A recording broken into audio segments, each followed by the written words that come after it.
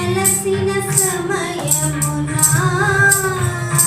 నా ప్రతి ఆశను తీర్చితివి.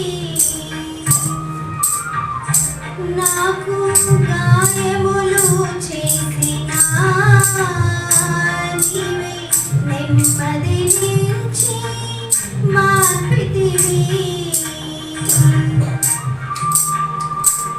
మాటనిచ్చి నెరవేర్చితివి, మాటనిచ్చి నెరవేర్చితివి.